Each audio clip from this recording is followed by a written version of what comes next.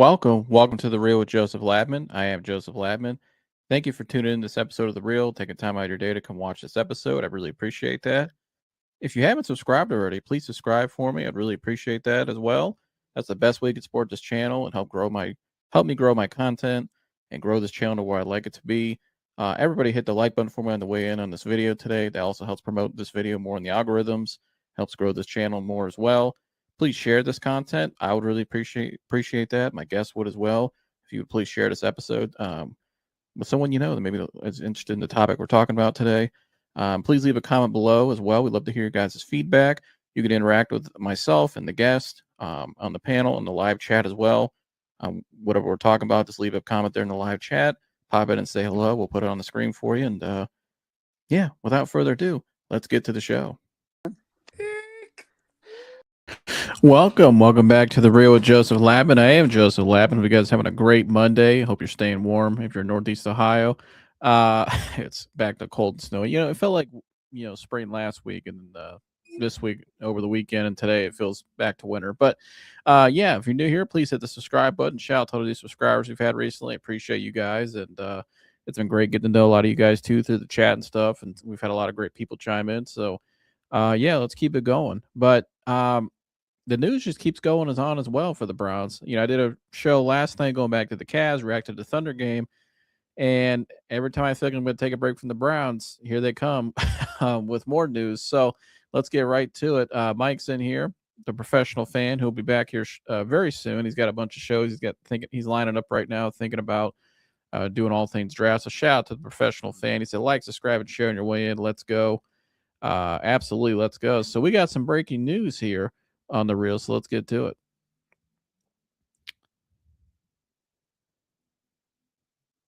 And so, according to Mary Kay Cabot of Cleveland.com, the Browns, as you can see here, the Browns are eyeing Malik Willis and Ty Simpson as potential quarterback choices for 2026.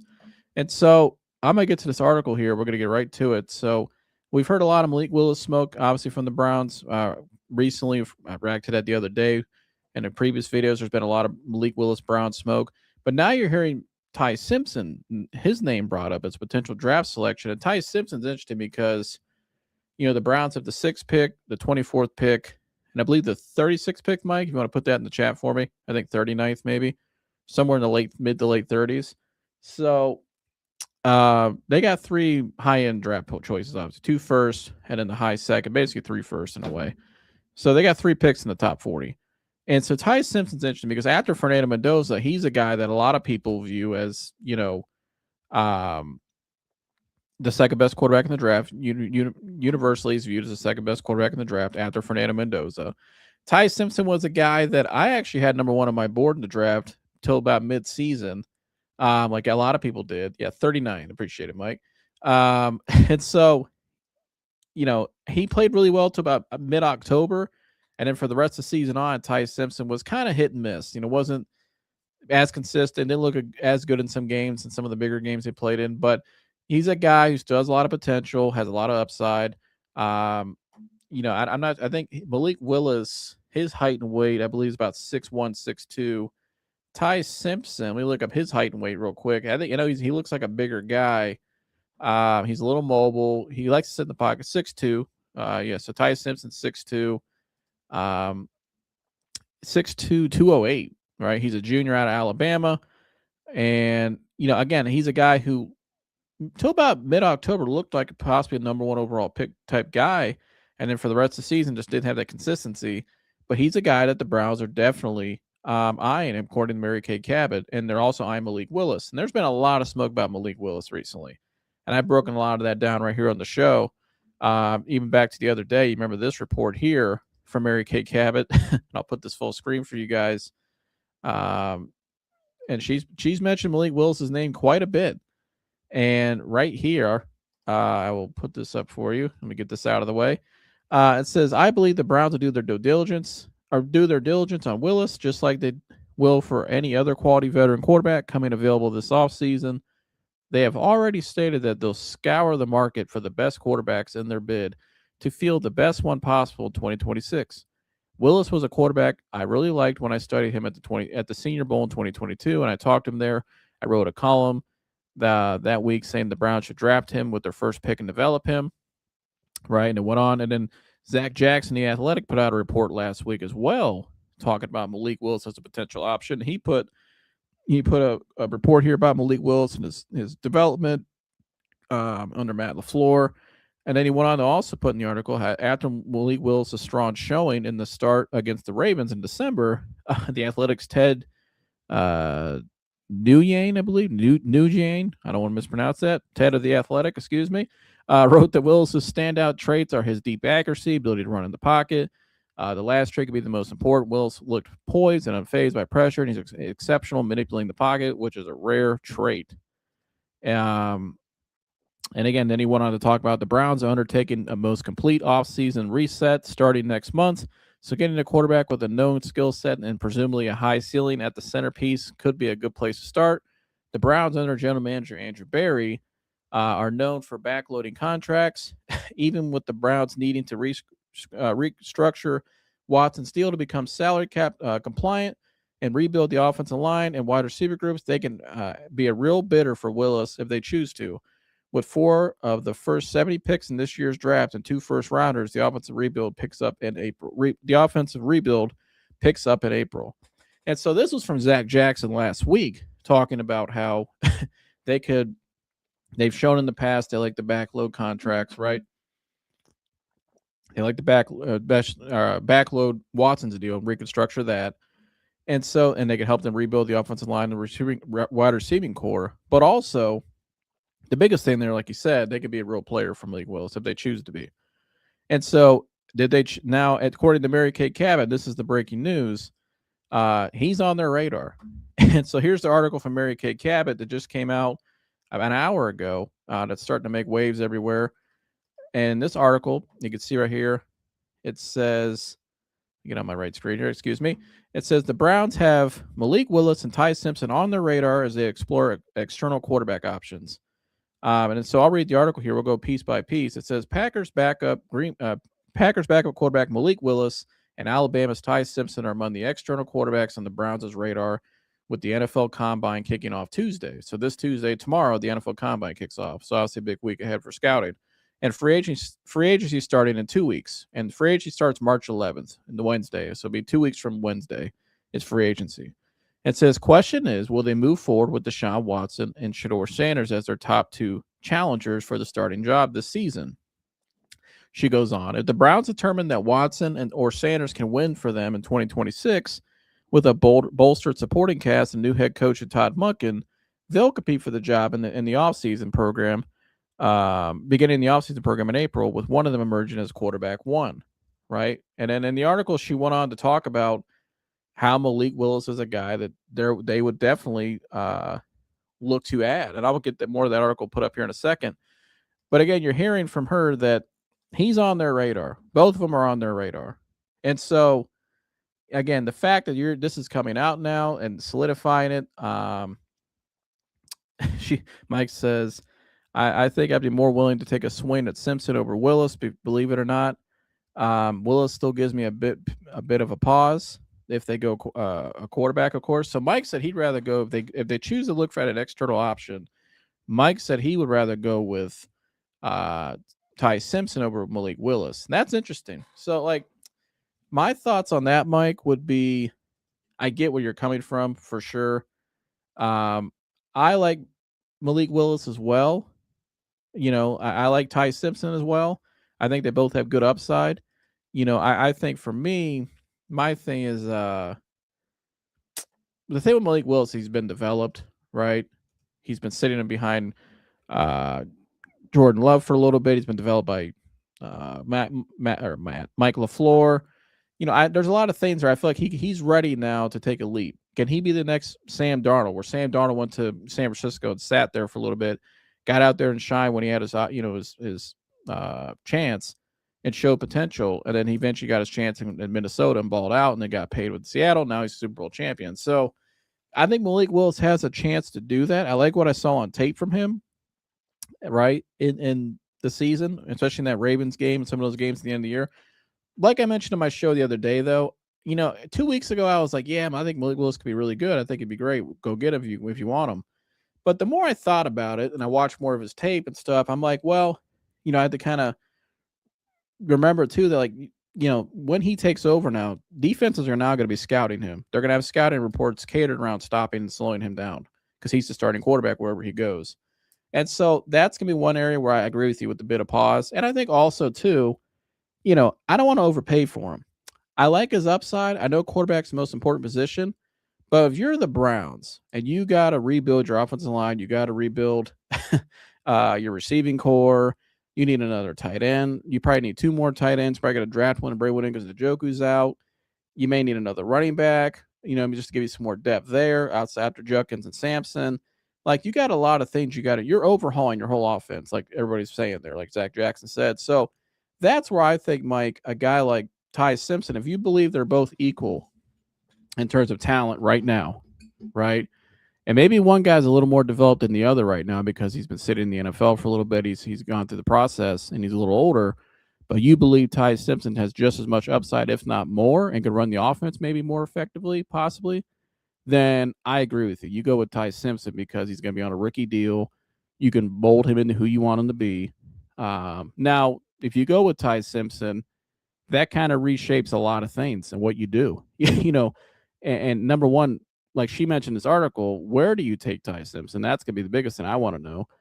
And also, what are you going to do at your other picks? Because if you, like, where does he projected? Number one, if Ty Simpson has a great offseason, right, could he shoot up to where they have to take him at number 6? And they feel like he's the guy. Like, they would have to be really sure he's the guy. Because if not, you got a guy like there like Mekhi Lemon, who a lot of people think the Browns should take at 6, who I like at 6. And you need a receiver. Like, that's gonna be really hard to pass on him. And you need offensive linemen. You got 3 picks in the top 40. If you believe Shedeur Sanders could be your guy, let's say Shedeur, if he feels like Deshaun Watson's a guy he could revitalize his career, you want to use those picks in those positions. But ultimately, though, at the end of the day, I think it's going to come down to what does the new coach want to do, right? What does the new coach want to do? Does Todd Monken, what does he want in a quarterback? Because we heard from Jimmy Haslam back at his press conference and introduced Todd Monken as the new head coach. Jimmy spoke to the meeting, was asked about the quarterback position, and here's what Jimmy Haslam had to say back then. Give me 1 second. Okay, and the Deshaun Watson question is, do you guys feel like if Deshaun Watson is healthy, you have a potentially 3-time Pro Bowl caliber quarterback to offer to Todd Monken as he evaluates your quarterback room? Yeah, I think that's somebody asked a question about quarterback today, and I think Todd knows a little bit from playing us, but really, he's an offensive coach, and he'll start looking at that, and that'll be Todd's call. We have 3 quarterbacks on the roster, and we'll let Todd give us advice, and he and Andrew will work from there. Jimmy, two more. So Jimmy Haslam said there it's going to be Todd's call, and that he and Andrew Berry will work together, right? Now, Andrew Berry was asked about this as well in the same day in his press conference. Here's what Andrew Berry had to say. Give me 1 second as I get this all pulled up here. Again, this is breaking news, so we're going to break it all down right here. From Mary Kay Cabot, her latest report saying that the Browns are eyeing Malik Willis and Ty Simpson as potential quarterback options here for the 2026 season. Here's what Andrew Berry said on the quarterback situation at his during that same day at his press conference. The next coach would have a large say-so or a big say-so in the quarterback situation. Is that more input than the last head coach had? Yeah, Tony, I'd say that we've always I don't know an organization that wouldn't have their head coach have input into the quarterback situation. So I wouldn't say that there's anything fundamentally different from that perspective. And how optimistic are you that once Todd has an opportunity to dig into what he has in the quarterback room that you have right now, that he will find what he's looking for right there in your quarterback room? Or do you think there's a chance that he might want to look in the draft or free agency or the trade line? Mary Kay, I think for us, I think I've mentioned it to at least all of you here that we go into each offseason as if we have an expansion team. So, and particularly a quarterback where it's the most important position in sports, we'll always do resource in terms of like what opportunities are available on the veteran market and in the draft market. we've got to hire a staff first. After that, we'll certainly, pick up the internal assessments with our own roster. But quarterback, no different than another number of other positions. We'll spend a lot of time assessing what options are out there. Andrew, I'll go. Okay. I'm over. So you hear from Andrew Berry right there. They're going to look at all options possible, and they said they're not afraid to look at the outside, for a potential quarterback option. So they've always left the door open. This is what I said the other day in my show. They've always left the door open for a potential QB option, and they've made that very clear from day one. When the coach was asked about it, remember with Todd Monken when he was asked about it the same day in his press conference about the quarterback option or choices rather. Todd Monken that same day, let me get this off screen here. Todd Monken, when he was asked straight up about Shedeur Sanders, remember what he had to say? Hi, Todd. Welcome back. Mary Kay Cabot, Cleveland.com, Cleveland Plain Dealer. Well, I guess I'll start right off the bat with the question probably everybody wants to know. Will you head into this offseason with Shedeur Sanders as your QB1? And if not, what is your approach to the whole quarterback situation as you move into your new job? Well, I think like any position on the team, that's still to be determined. Am I excited about Shedeur? Am I excited about all the quarterbacks in the room? Am I excited to coach this football team? Absolutely. I can't wait for them to get back and for us to get started.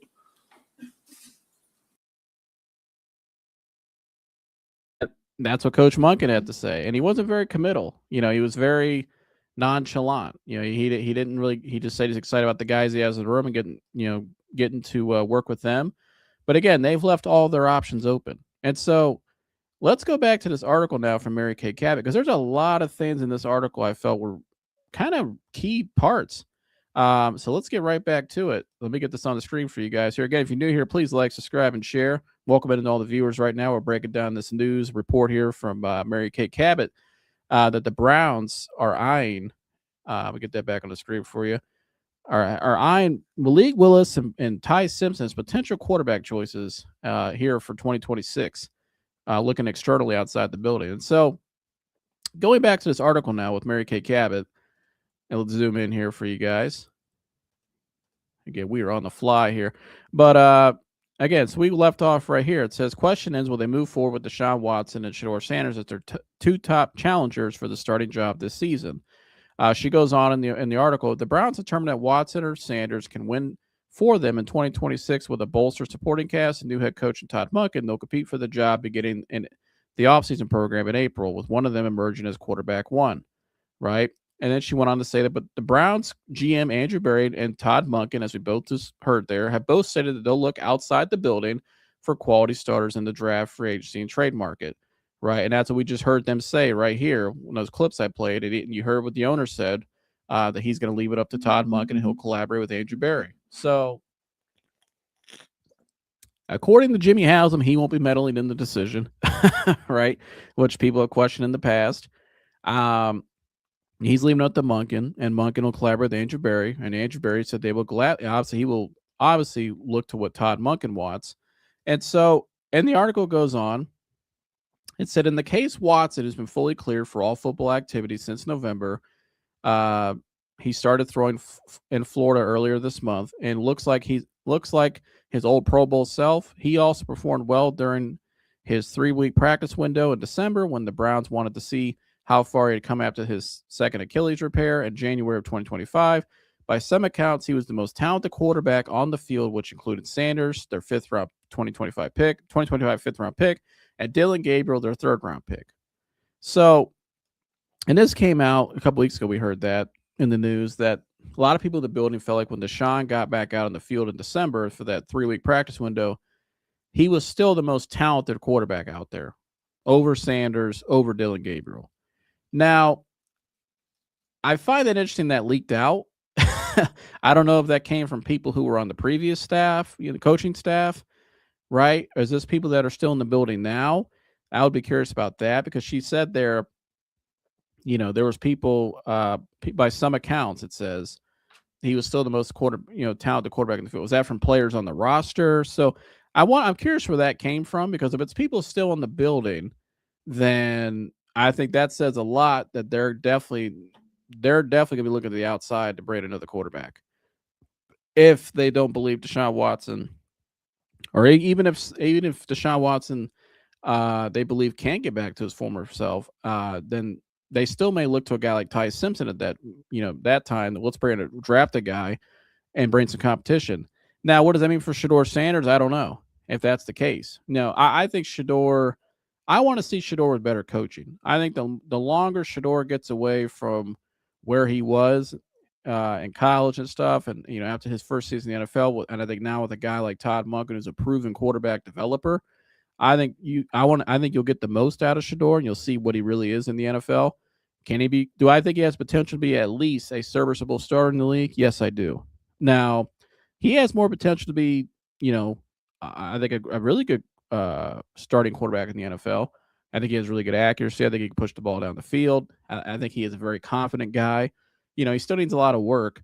Dylan Gabriel's another guy that his name's not even being mentioned, obviously. So I think Dylan Gabriel is probably, by all accounts, going to get traded out of here in the next month or two. So, you could scratch him out of the room. But in terms of Shador, that's another interesting part, because obviously a lot of people assume I said the other day, I don't know if I would overpay for Malik Willis, right? Because I feel like the Dolphins, with the people from the Green Bay, Halfley and the GM going down to Miami, the Dolphins' name has been really brought up with Malik Willis. And I think that's a guy, obviously, they have familiarity with, because they were just in the same building with Malik.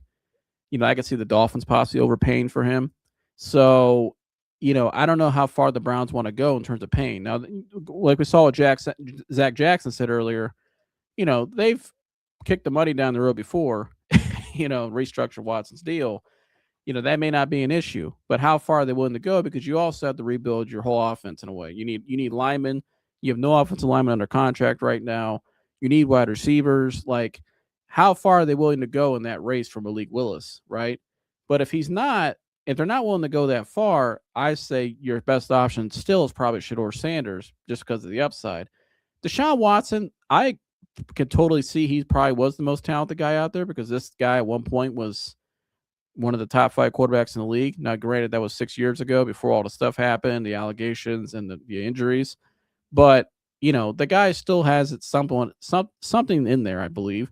He knows how to play football. Obviously, I know a lot of people are going to say, well, in 2024, he didn't look, how to play football. But I think Deshaun mentally was just not in the right place at all the whole time he was here, for obvious reasons. So I think if Deshaun's right mentally, his body's where it needs to be, his body's responding correctly, yeah, he can. Now, the one thing I said this the other day, where I think Shador may have an edge over Deshaun, when Todd Monken was introduced, Shador was at least in the building. I feel like that, to me, that's important. Like, I feel like if you're bought in on the franchise and you want to not only just play football again, but you want to be the guy here, you should have been there that day. You should have been there to see your coach. Well, you could say it was PR by the Sanders camp or whatever, but it was still the fact that he was even there and present, and they did the whole interaction. He got to sit and meet the coach.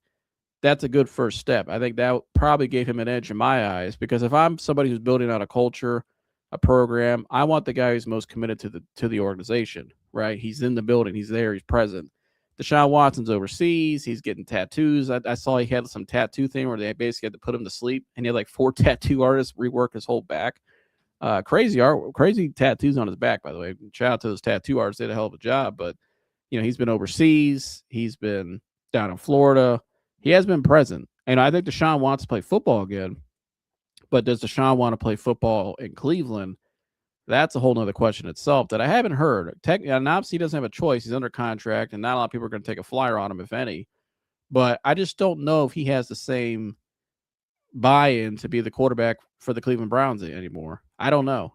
I just don't get that vibe right now. His actions, I just look at his actions. His actions are saying differently, right? So I don't know, but it goes on to say in the article, though, that, right here, Monken said he's, quote, intrigued by the notion of a once elite 3-time Pro Bowler competing for the job, especially the dual threat kind of passer he prefers. But he's also excited about Sanders, who exhibited traits of a quality NFL starter during his 7 starts at the end of the season. 3-4 was the record, including elite accuracy and the it factor Monken has seen. He also has the mobility Monken covets in his starter, If the Browns believe they can win with one or both of them, they might stand pat. So she goes on to say they might stand pat if they could believe they could win with one or the other, or maybe both, right? And so Andrew Berry, excuse me, Andrew Berry, he was asked about the Shedeur Sanders situation that same day, and I'll get that queued up for you right here. We'll get back to this article, this latest report from Mary Kay Cabot.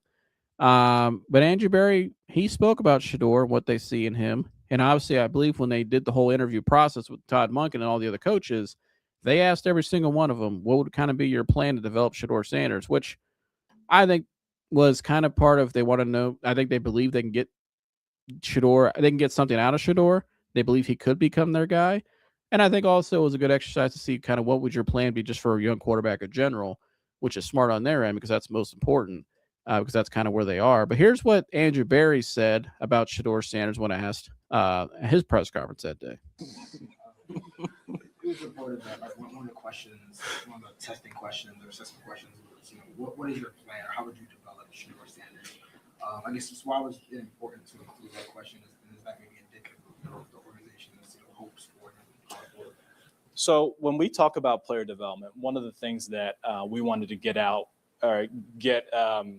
a feel for with all the candidates was less about the specific player, but more about like the player archetype, so to speak. So Shedeur, right, is naturally, that's like an example of like a young quarterback, and see what thoughts candidates had on that. We also had another young player on defense, and we also had a position coach as part of that because we wanted to see how the head coaching candidates thought about those things globally, given everything that's asked for them in that seat. Daryl, you're good.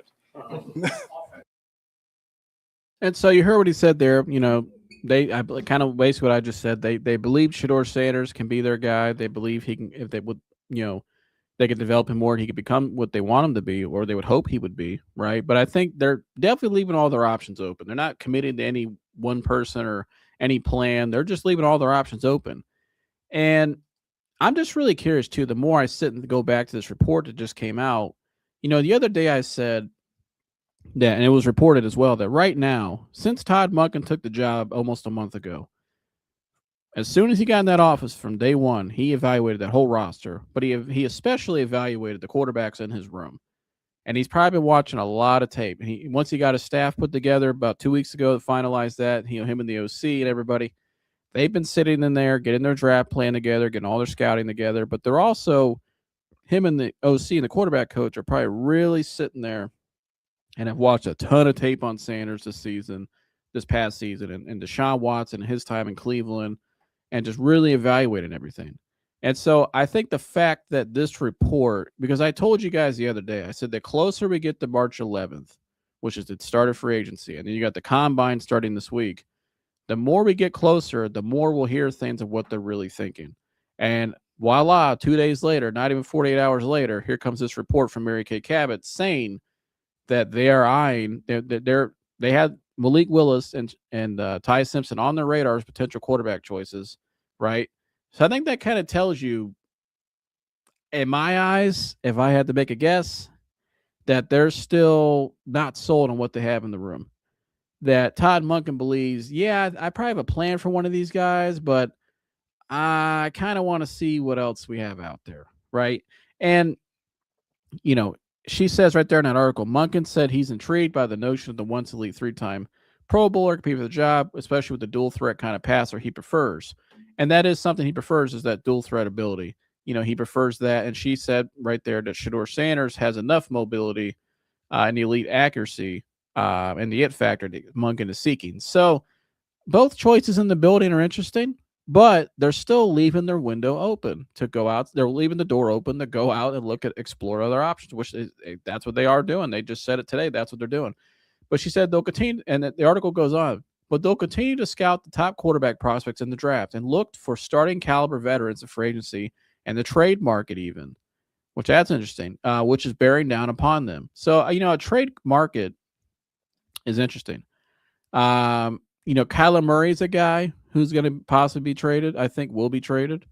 CJ Stroud's name's been brought up. I don't know how realistic that is, but if he does become available, I think they definitely should be in on him. other than that, I don't know. Justin Fields, and I'll get to him in a minute. And I don't. That's not a guy I'm really like looking to go get, but she brings his name up in this article. We'll get to that in a second. But she goes on March 9th, team's going to offer two prospective free agents and consummate those deals when the league year officially begins on March 11th. Excuse me.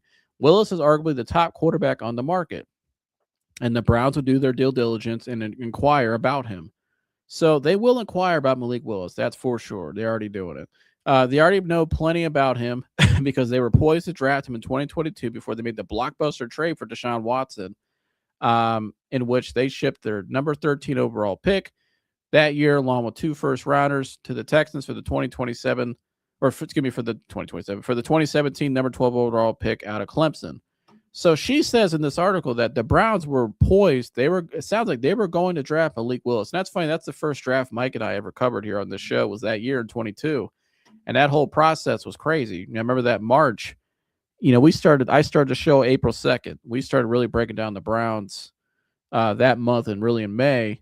But I remember that whole process, though, getting Deshaun Watson, just how crazy that was. I remember scouting Kenny Pickett. I remember scouting Malik Willis. I remember Desmond Ridder was a guy that came out that year. But really, it was Pickett and Willis who had the most upside in people's eyes. It wasn't a great quarterback draft at all. But Willis had the most slam dunk talent. He had a big arm, cannon of an arm, right? And he had a lot of really good athleticism. He just was the most electric out of the prospects in terms of talent-wise. His talent was always there. It just, did you feel comfortable taking him? Was he ready to becoming a franchise quarterback? Was he, underdeveloped in some areas? Some people question his size. He's only about 6'1", 6'2", really, I think 6'1", maybe 6 foot. He's not a smaller guy, but he's stocky. But he looks like he's put on a little more weight since he's been in the league, a little stronger. But she says right there, that's who they were going to take in 2022. Now, Andrew Berry obviously was a GM at that time. So, is this a guy that Andrew Berry could really push for? And say, hey, I believed in Malik Willis back then. He's been developed. You know what I mean? I think I can get him for a decent deal. That's fair for us. And, hey, Todd, what do you think about him? And Todd says, maybe I like his traits. He fits what I need. He's mobile. He's got a big arm. He can make all the throws, I believe. I believe I can make a plan for this kid. Then it makes sense for both sides. She goes on in the article, it's unknown if the Browns would have spent their first-round pick on Willis.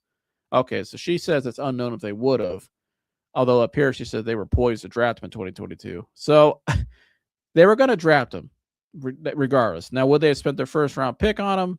Maybe not. Maybe a little later. But it sounds like if they would have took a quarterback that year, that's what they would have tried to get. But they liked him a lot. In fact, they sought this. They thought the Steelers would take him at number 20 instead of Kenny Pickett, who was traded to the Eagles in March of 24, and then traded to the Browns last offseason for a chance to be their 2025 starter before a serious hamstring injury derailed those plans.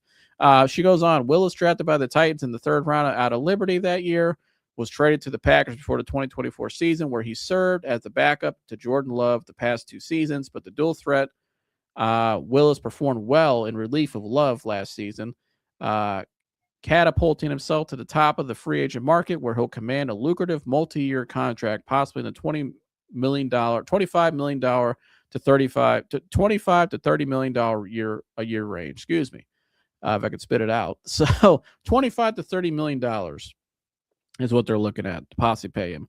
With Watson carrying an $80 million cap charge this season before it's restructured again, the Browns don't have a boatload of money to spend on their another veteran.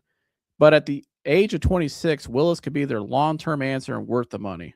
One possible challenge is that he's represented by Watson's agent, David Mulugeta, who might not want them competing against each other. So that's another one. And she goes on right here to talk about some insiders believe the Dolphins have the inside track on Willis because they're new head coach Jeff Hafley, and they have the GM. And this is what I just want on the breakdown, I believe the Dolphins probably do have the edge right now because of their familiarity with him. And that's a new regime there completely. So they got to get off to a good start there, I believe. And I could see the Dolphins paying a little more than the Browns would. I think this goes back to what Mike said earlier. That's where I get a little bit of pause, Mike, on Malik Willis. I like what I've saw from him. I think the upside's there, the development, but he's still unproven. I still have some question marks about him with his size. And, this is going to be a different situation here in Cleveland. It's not a great offensive line, which I think he fits because he's a mobile guy. But I don't know if I want to overpay that much because we need offensive linemen. I want Tyler Linderbaum. I want the center from the Ravens last year. His quarterback coach is here, or not his quarterback. His quarterback coach. His line coach is here, right? George Warhop. His old OC's here. Todd Monken from the Ravens. Like, they got a lot of Ravens guys on the staff. Switzer, the OC. Like, I would like to pay a little extra for him. I played center, so I understand how important that position is in the center of the line. You want a guy that can solidify the middle of that line. You want to get tackles. You got to have an offensive line. You want a guy that can work with any quarterback. And Tyler Linderbaum has been an excellent center in the league. He's only 25 years old, and he's a free agent. So, that's a guy I would look at.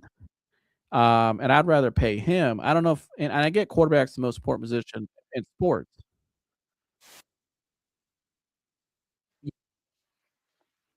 I just don't know. 25, $30 million. You need all these receivers. You need a whole new offensive line. Would that make a lot of sense? I don't know if that makes a lot of sense for us.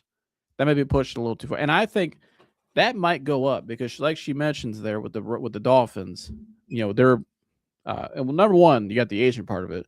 Same agent as Watson. And I'm sure Watson's agent is going to try to do, if he's a good agent, with Watson. And I think unless Watson just doesn't really care and just wants to get the hell out of here after his contract's up next year, I think if Watson really does want to compete and have a shot in the NFL again, his agent probably is probably going to, like she said, there could be pushing Malik out of here because saying, Malik, you're going to go there and compete with the other guy. That's stupid. You might as well go to Miami and they'll pay you the same money, if not more. So I don't think the odds of getting Malik Willis is very high because of the Dolphins. I would probably give it a 30% chance right now. That might be too high in some people's eyes, but I'd probably say 30% chance on Malik Willis. Now Stump Mitchell, former Browns running back coach who had on my show, I asked him about Malik Willis compared to the other guys in the room recently, and this is what Coach had to say. Bring another quarterback then, like through the draft, or like a Malik Willis, let's say. Yeah. Oh shit! If you can get Malik Willis, now Malik, if you get Malik Willis, Malik is probably number one. Really? Yeah. Okay. Yeah. If Rand Carthon had kept Malik Willis instead of Will Levis, Rand would still be in Tennessee. Mm-hmm. He wouldn't have lost his job. Malik can play. I mean, he went to Green Bay and did a hell of a job. Yeah, and when he got out there, that development showed. Exactly. Yeah. Exactly. So, no, you bring Malik Willis in there, Malik might beat Deshaun and Shador out. I don't think it'd even be close. It might be with Deshaun, but not with Shador. And so that what Coach said there too. Shout out to Coach Stump. He tells it like he sees it, and obviously he has a lot of experience in the NFL. He's been around a long time and had some great success as a coach and a player. But that kind of goes back to what this part of the report earlier with Deshaun Watson, that when he got out there in December, a lot of people felt like he was still the most talented guy out there, even over Sanders and Gabriel. And so, you hear what Coach said there. He believes that Malik Willis compared to Shador wouldn't even be close. He said maybe with Watson, but definitely not with Shador. And that's Coach's opinion. I think he has a pretty good eye. But so that's interesting. That's interesting. That this whole thing. And I just wonder, going back to what I said earlier, if you have a guy who's under contract on a rookie deal and a 5th round deal, and he's generated a lot of revenue for you, he's gonna probably may get you a couple TV games next year because of the media is all in on it, the whole story they're trying to push and everything. And so, people like to watch the kid, whether you hate him or love him or his family, whatever. People are fascinated with this story, and the NFL is trying to sell it. So, I think they're definitely interested in it somewhat. But if he, with all that being said, like if he's not your guy, that to this point, if you don't believe he's still your guy to now, and you're putting these reports out that you're eyeing another rookie possibly in the draft and Malik Willis, I just don't. To me, I don't believe Todd Monken or maybe Andrew Berry, and they don't believe in Shador as much as maybe people on the outside believe they do, or people on the outside think believe in him.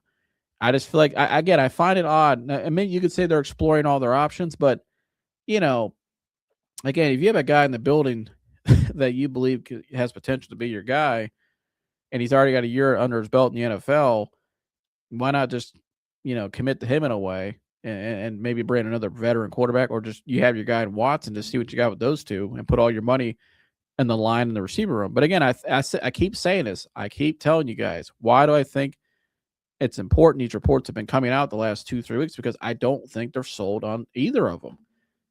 I think with Watson, they know there's potential there because of what he used to be, but the injuries and stuff with his body and everything. But with Shador, though, again, I just don't see a full commitment to him. I really don't.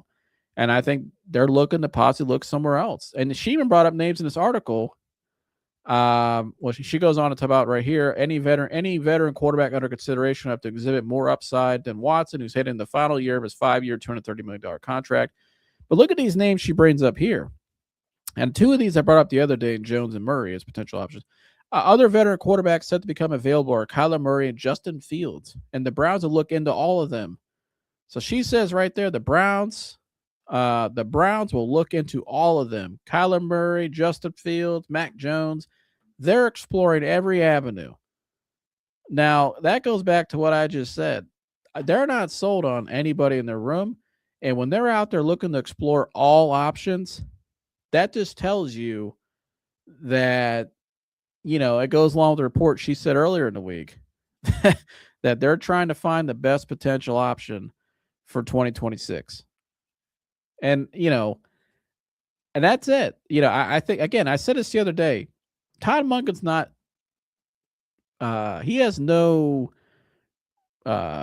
relationship with either of these quarterbacks. I mean, he knows Shador Sanders, obviously, but he's not tied to any of these quarterbacks. Andrew Berry is. He traded for Deshaun Watson, gave him that money. Technically, he drafted Shador Sanders last year. But the head coach, who the owner and the GM said is going to be doing most of the decision making with the quarterback position because of his past, his experience, what he's proven at that position, developing it as a coach, it's his show now. It's a new sheriff in town. And again, I think the fact that they have left the door open still a month after he took the job, and she says right there, the Browns look into all of them, all options. I just think I'm starting to believe that the coach has different plans. I said the other day on my show, I feel like Shador is still the most realistic and best option because I'm not sure how far they'll go in terms of, like I said, paying him Malik Willis, or will they try to give up assets for Mac Jones or even a Kyler Murray, who I wouldn't trade for Kyler Murray at all. Personally, I just don't trust him. I don't think he'd be a good fit here. And I've heard some things, I remember from Cliff Kingsbury, what he put out and said to people privately when he left there, and just things weren't not great. Like, I don't trust Kyler Murray, and I don't think he would fit in Cleveland at all.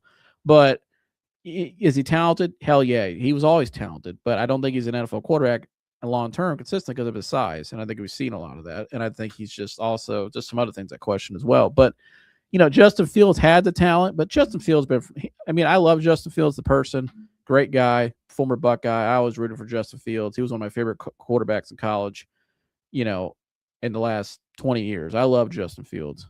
But, he's been this would be his fourth, fifth stop. You know what I mean? Is that a guy you want to bring in? I don't know. To me, he's a bridge guy. Now, if I draft Ty Simpson, Justin Fields may make some sense. I think he's got one more deal left, right? Or one more year left on his deal. Not a lot of money, I don't think. And maybe it's like $10 million. Mike, if you're in the chat, look up Justin Fields' contract for me. How much does he have left on his deal? Right. So maybe that's a bridge guy, because that's my whole thing. And that's what I was getting with Ty Simpson. If you draft Ty Simpson, right, you got to look to bring in a bridge guy. So let's read the rest of this article, though, because that kind of all ties in together here at the end. And I thought the last part she puts in here is really interesting.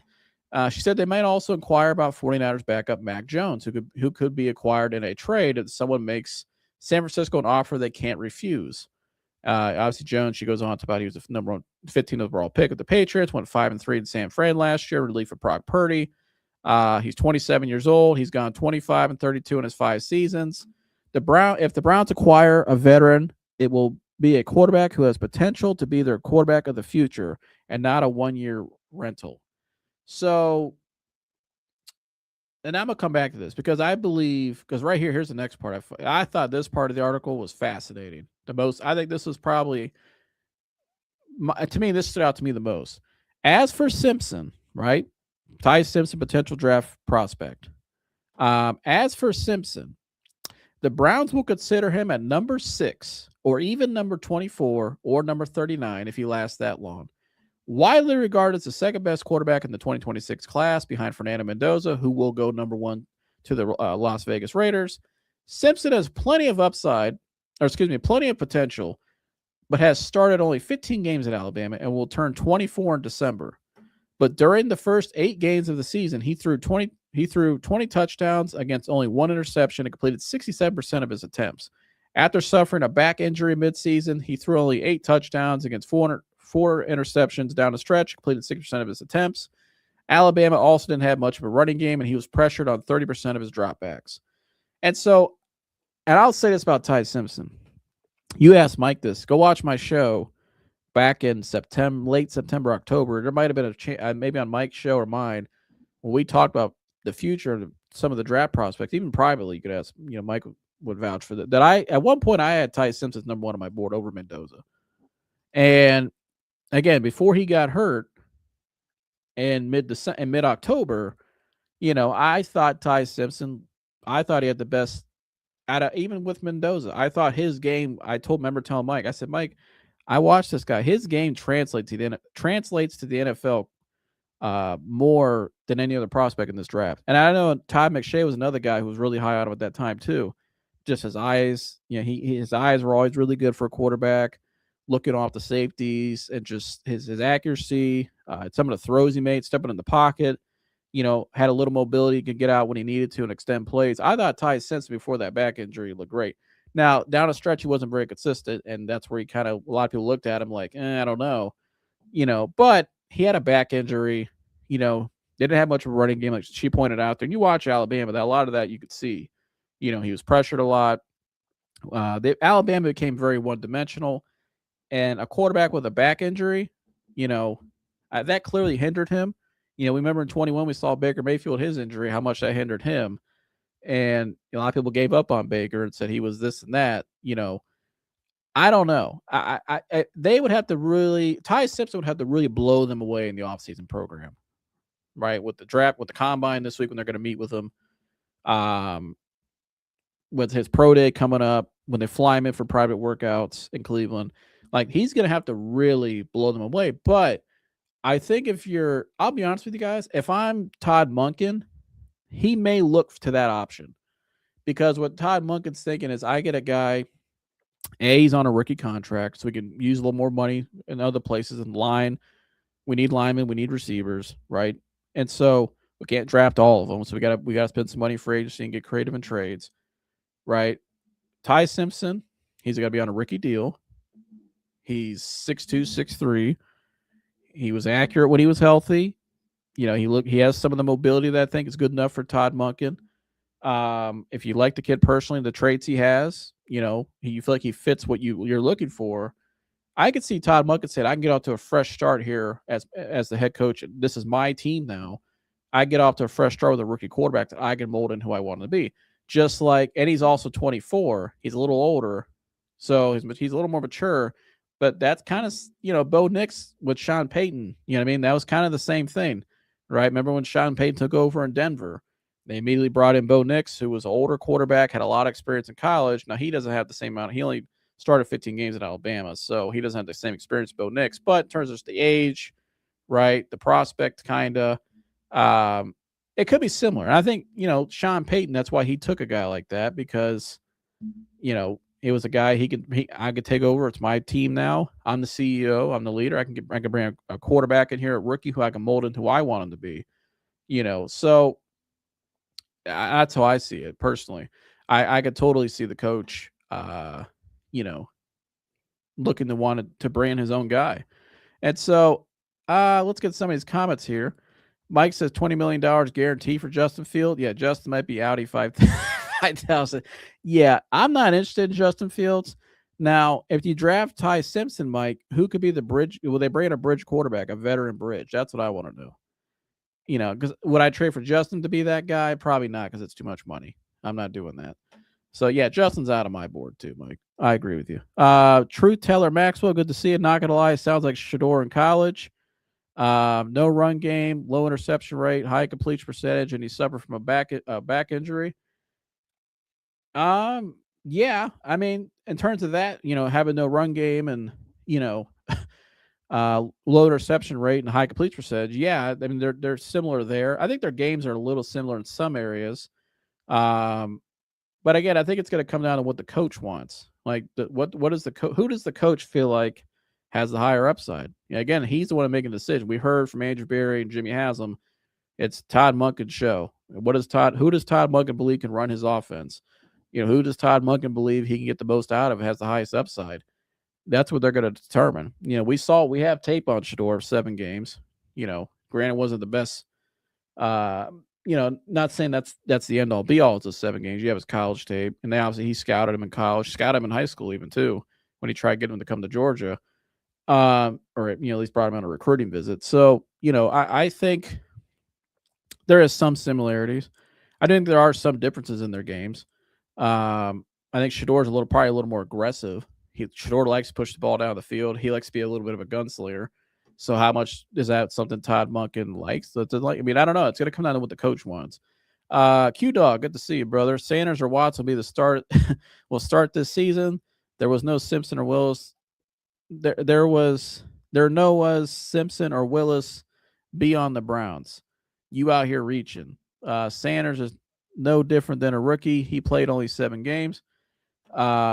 Well, Q-Dog, according to reports, though, from the Browns insiders who, again, this is their way of putting out what they're thinking, they have Malik Willis and Ty Simpson on their radar as potential quarterback choices for 2026. This just came out an hour ago from Mary Kay Cabot. So, I don't know, Q-Dog. I think they might be looking outside your boy Sanders to bring somebody else in here, it sounds like.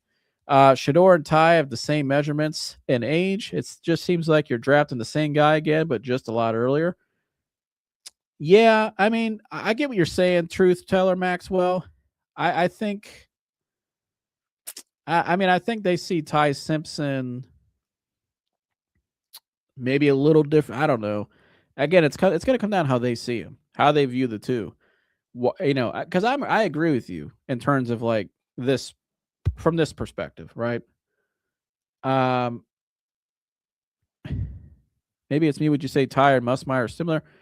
I thought Ty was a lot better than Nussmeier. I had Ty as number 1 before midseason when he got hurt.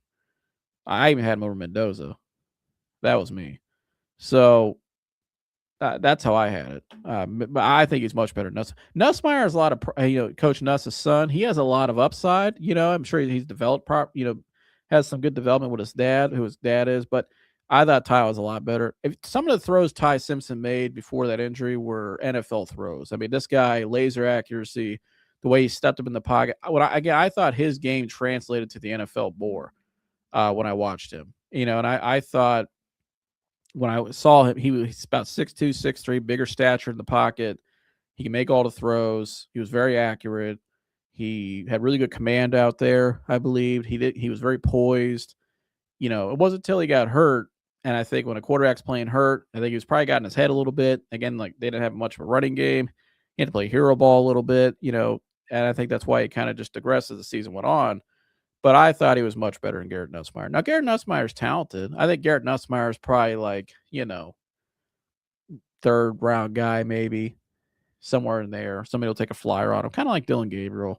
He's more talented than Dylan Gabriel, but let me see. But I still think it may be Sanders, Shador, and Willis. I don't know. There's so much smoke right now. Yeah, Mike, I don't know. I don't know.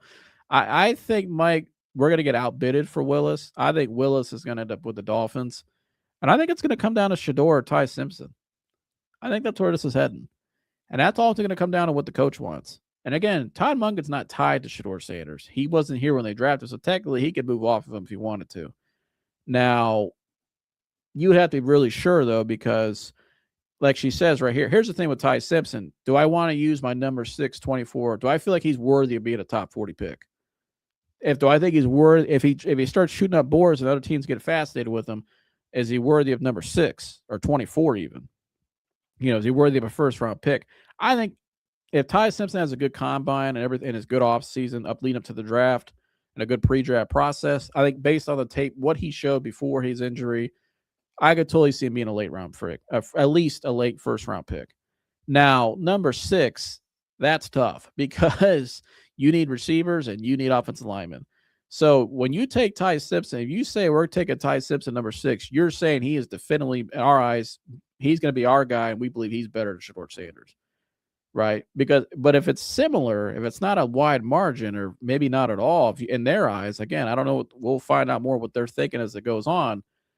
But if you feel like the guy is neck and neck with Shedeur at number 6, you probably don't take him because you got Mekhi Lemon possibly sitting there, and you need a big time receiver. Francis Moyaga. What if he dropped there? A big time offensive tackle. I think it's number 1 tackle in the draft. You got the number 1 and the receiver, number 1 tackle in the draft sitting right there. I don't know if I could pass on that, or even Caleb Downs to that extent. I know everyone's talking offense, but I understand why if they chose to go Caleb Downs, the Browns were looking for that kind of safety for 15 years, and that defense is already pretty good. You put that guy back there at safety, who I think is a generational safety, no doubt about it. I think he'll be an excellent player. I mean, I can totally understand why they would go that route, no doubt about it. I mean, so again, if you're possibly passing on a generational talent and Downs, I think a guy who could be an excellent, a day one impact receiver in Mekhi Lemon, and then possibly tackle like Moyaga, you better make sure, right? So, truth teller Maxwell says if I draft a quarterback, if I draft a rookie, I'm trading Shedeur. I could see the media creating drama and pitting Shedeur against the rookie. Shedeur fans will add to it too. They fall for the traps. And I totally agree with that point, Maxwell. We cannot have what we had last year. Pitting Shedeur against Dylan Gabriel, when it wasn't Dylan Gabriel's fault he got drafted here. He couldn't choose where he got drafted to, right? And it wasn't Shedeur's fault either what happened to him. I mean, now what happened before the pre-draft process, I don't know. There's a lot of rumors I heard about that. Well, I'll just leave it at that. Who knows? It's past history. Don't need to revisit it. It is what it is now. He's in the league now. It is what it is. But the Browns, I felt, made a huge mistake drafting 2 rookie quarterbacks last year on the same team, because what happened. You had a lot of divide. You had a lot of just pro this camp. I think it was a lot of unnecessary drama that they didn't need, and they had that whole fake bullshit quarterback competition before the season. That really wasn't a competition. They knew Joe Flacco was going to be their starter from day one. That was some Mickey Mouse competition, all for clicks and just, drawing attention. And by the end of the year, they ended up, putting Shedeur out there, who was better in my eyes and most people's eyes, than Dylan Gabriel. And you overdrafted Dylan Gabriel, who was not an NFL quarterback, right? He's a nice guy. I think he'll be around the NFL for a while on rosters, but he's not a starting NFL quarterback. He's just too small. And he's left-handed on top of it. He's just too small. He doesn't have it. So you finally put Shedeur out there for 7 games left, right? By the time you put Shedeur out there, the season's over. And did Shedeur play perfect? No. And I broke down the film. There's a lot of things he needs to get better at. There was a lot of things. He made a lot of mistakes, but he also made some really good plays. He showed that he could become a quality NFL starter, at least, no doubt about it. And so, and all quarterbacks had the same circumstances. Terrible offensive line, older, not very good receiving core. Your 2 best offensive weapons were rookies. You had a head coach who didn't have full autonomy in his team, and the team also they had no identity offensively either because of that, because there was too many voices in the building. Then the main voice leaves midseason, goes back to baseball, and then Kevin looks like he just checked out, knew he was on his way out of town. Like, it was just a mess last year, an absolute mess. So, now that we have some stability in the building, we have a new coach who's a more proven quarterback developer, more of a hard ass, and I think we'll have a more just kind of brings more what the Browns needed. Everything's a clean slate. It's all a clean slate. But if you're going to go with Ty Simpson, you want to keep it as less drama as possible. And I think, what Todd Monken going on to this point, truth teller, why I think you're right. You remember when, I don't know if you guys saw, Todd Monken spoke about his time here with the Browns back in 2019 and how that season was a lot of unnecessary drama that they did, that he believed people in the building, coaches and management didn't handle well. And that they really created a lot of unnecessary headlines. And that team was very talented that year. That team had all that hype for a reason, because that team should have been a lot better than they were than a 6-win team that year. And, the quarterback digressed, Baker digressed in his development. It was a shit show internally. We've heard from Stump and who was in the building talk about some of the stuff that happened that year. But you've heard Todd Monken talk about it as well. And, I agree that he's not that kind of guy that's going to put up with that shit. He doesn't want that stuff. He's trying to get off to a good start here. He's trying to build stability and a culture here. So, again, here's my whole thing, because I agree with you. It's either going to be one or the other. You're not keeping them both. So, and Watson's definitely going to be on your roster next year because you're paying him $80 million. You can't move him. So you have to pick between one of these guys. And I'm just curious why. I mean, the fact that this report came out about Ty Simpson mixed with Malik Willis, it makes you wonder, do they view Ty Simpson's upside as the same level as Malik Willis's? Because they're considering both, and they have to make a decision on both pretty soon, especially Malik by March 11th. So, and you just hit the nail right on the head. Great comments, Truth Teller. Sometimes you need a full reset. And I just feel like this is trending towards Todd Monken. Going back, we heard Jimmy Haslam, I played it earlier. Haslam and Barry both said, this is Todd's team. This is Todd's team now. Todd's going to be the one making the assessments. He's the one that's going to be evaluating the quarterbacks. It's basically it's his show. We'll collaborate with Andrew Barry. He'll collaborate with Andrew, but whatever Todd thinks as quarterback at the quarterback position, that's what's going to happen. I think the Browns have kind of learned from some of those past mistakes in the last 6 years, where at times they didn't go that route, and it was a complete dumpster fire because you had 3 different opinions in the building and their guy at quarterback all at the same time. It was a circus. There's you can't build like that. It's a disservice to the other guys on the roster too, and the team, and obviously the fans. And so, and the coaches. It was a disservice to everybody what they did last offseason. But I agree with you. I think the fact that they're even putting Ty Simpson in the same breath as Malik Willis, I'm just really starting to think this is heading towards a whole reset in that room. And the other day, I felt like I didn't bring up Ty Simpson's name because the other day when I did a show, I was under the assumption they're not taking a quarterback that early.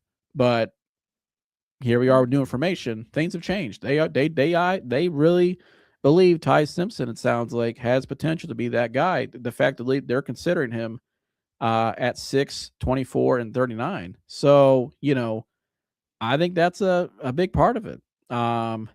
Q-Dog, do Browns fans think the owner will pass on the money and attention that Sanders brings to his organization? A Ty Simpson draft, will put the Browns in the same situation they've been in since Bernie. Well, I see what you're saying there, Q-Dog, because I wondered the same thing the other day, right? Why would the owner really want to move off of that? But I think what we heard from the owner say earlier, if what he said is true, it's going to be the head coach's decision. And I think Jimmy Haslam, I believe, Q-Dog, understands the kind of coach he just brought in years. He's definitely the most brash coach they've had. In turn, what I mean by that, he's not going to just allow people to run all over him. And so I'm going to play this again earlier from what maybe kind of answers your question a little bit. Would he be willing to do that?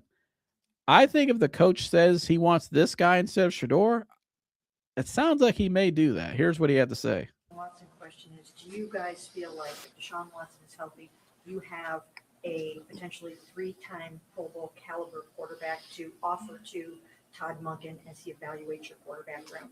Yeah, I think that's somebody asked a question about quarterback today, and I think Todd knows a little bit from playing us, but really, he's an offensive coach, and he'll start looking at that, and that'll be Todd's call. We have 3 quarterbacks on the roster, and we'll let Todd give us advice, and he and Andrew will work from there. Jimmy, Two more. So he said it'll be Todd's call. Todd will give his advice, and he and Andrew will work from there.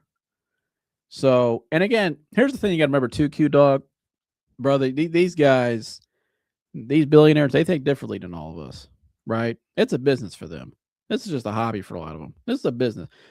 If the number is true, what Shedeur generated, which I think it was probably around that number, if not that number, because Shedeur Sanders is one of the most loyal followings I've ever seen.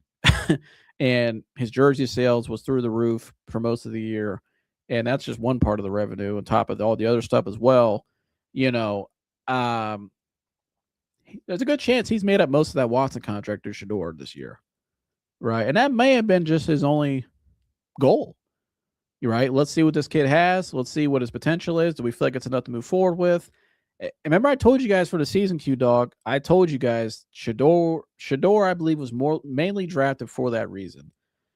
He has potential to be, he has upside to become the guy we feel like maybe moving forward after the season.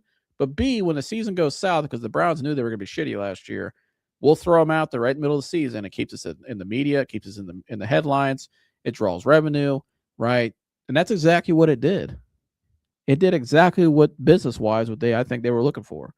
So do they believe, ultimately now it's going to come down to, they believe he's better or has equal, does he have equal upside or better than Ty Simpson in their eyes? That's what it's going to come down to. And based on these reports, I don't know, Q-Dog. I don't know, bro. I feel like it might be heading towards a reset. And that's not a bad thing maybe for Shedeur either. Maybe Shedeur, is there a franchise out there, looking to trade for him? I don't know. I think the more as time gets closer to March 11th, especially after the combine, because right now everybody's got the combine this week, and that's where people are going to be talking to each other, right? People are going to be discussing things behind the scenes, potentials and stuff, and more rumors will fly out there. So I think the closer we get to March 11th, that's when we'll know. So, and that's maybe when you'll hear a team brought up for Shedeur. I don't know. We'll see. HJ5 FQ, good to see you. Sanders and Simpson both stink. Saying that I would roll with Sanders and get a quarterback in next year's draft, where we'll be picking in the top 5. And maybe that's a route they go. That's a good point. That's another option they may choose to go. Maybe they say, let's see what Sanders has with another coach, a new coach in the building, and maybe we feel like the options in next year's draft are much better, right? So, I don't know. That's a good option. That's a good point as well. I appreciate your comment. That's another option avenue they may go. Maybe they feel like Shedeur, if it's either boom or bust next year, and if it doesn't pan out, at least maybe they feel like they have a better quarterback choice next year. They feel more comfortable taking somebody higher in the first round than Ty Simpson. So that's another good way to look at it as well. Q-Dog says those reports are just as good as Mary Kay Cabot say dealing with the future. Well, here's the thing, Q-Dog. I've been watching the Browns and covering the Browns for a while now, and I get what you're saying. But Mary Kay Cabot gets good information. Right. And usually when she reports something like this, it's because they're telling her to report it. They're giving her the information. We want this out there. So they want this information out there. This isn't her opinion. You know what I mean? Like, she's reporting what she's being told. And a lot of times and us Browns here know when Mary Kay reports something, it's what the Browns usually are thinking. Whether we agree with it or not, that's just what it is. And I think a lot of those reports last year, Q-Dog, about dealing with the future, again, like I just told you, why I think they took Shedeur really for the business side of it. They had to prop up the guy they drafted in the 3rd round to make it look good. Of course they did. We all knew he wasn't a 3rd round pick. We all knew what we saw was kind of what we expected, right? Nothing against Dylan. Congrats to him. He got drafted in the NFL, but they had to kind of prop it up a little bit. And that goes both ways. It goes for both quarterbacks. Whoever the next guy is out there, the Browns, if you look at past articles, they always seem to, put it like it's, the next great thing possibly. I mean, when we traded for a guy 4 years ago for $230 million, we thought we were done at quarterback. They feel like they had their guy for the next 5-10 years. How that turned out. So that's just all that. I think it's good PR. But, and those are the people that put out a lot of that PR for the Browns. So, and no hate to him. And shout out to Mary Kay Cabot for putting out this report today. And it was a very good report, obviously, with a lot of key intel what the Browns are thinking. And so we're going to keep reacting to all this news. I appreciate you guys for tuning in today. Please like, subscribe, and share if you haven't. And get ready for Professional Fan 2. Mike's going to be coming back here soon to break down all things draft. I'm sure he'll be getting right to this Ty Simpson thing and the quarterback situation, possibly for the draft here for the Browns coming up. And so what they could be doing here at number 6. But shout out to Q-Dog. Shout out to True Teller Maxwell. Shout out to J5FQ. Right? Shout out to Mike. Shout out to all you guys watching on the playback. Leave in the comment below. What do you think the Browns should do? Should they go after one of these guys, Malik Willis or Ty Simpson, who's on their radar? Or should they stay with Shador and roll with him? Should they give Watson a try? What do you guys think? Let me know. Appreciate you, Q-Dog. Always good to see you, brother, my guy in Chicago. And hey, Q-Dog, leave a voicemail. Or if you guys want to call, leave a voicemail too. And tell us what you think. I'll play it on the next live. Call this number, 216-532-5550. Again, 216-532-5550. Call, leave a voicemail, and I'll play it on the next live. And so, yeah, call, leave your thoughts there as well. So, love all you guys. Appreciate your support, and I'll see you the next one. I'm out of here. Gone.